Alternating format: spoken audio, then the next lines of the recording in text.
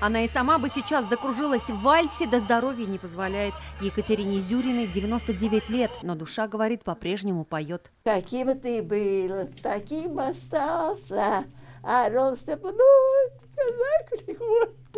Лучшая связистка части, она освобождала от фашизма Белоруссию и Литву. В преддверии праздника Екатерина Зюрина вспоминает 3 родных братьев, которые с войны не пришли. Я знала, где они, только в каких местах воевали, где погибли, а костей их нету. Все разнесло. Валентин Александрович трудился во время войны в колхозе.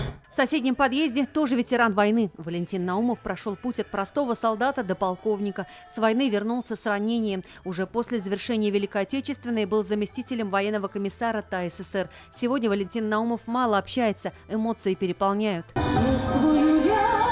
У 82-го дома на Ямашево поздравления и парад принимает однофамилиец легендарного маршала Василия Чуйкова Владимир Чуйков. На фронт он ушел из Бугульмы 17-летним юношей. Такое бывает только раз в году и только в преддверии 9 мая. Меняются адреса, по которым поздравляют ветеранов, чтобы никого не обидеть. Меняется военная техника, которая приезжает на этот импровизированный концерт. Одно остается неизменным.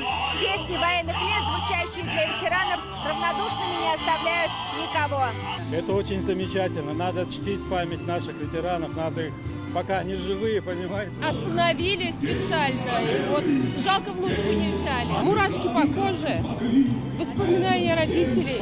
Радость ветеранам, их и так осталось не так много. ГАЗ-67 с макетом пушки, ЗИС, «Катюша» и даже танк на специальном трейлере. Образцы военной техники сегодня колонной проследовали по казанским магистралям и дворам. Это особенный парад. Он следует по всему городу, его могут увидеть все жители. Но остановки с поздравлениями только для победителей.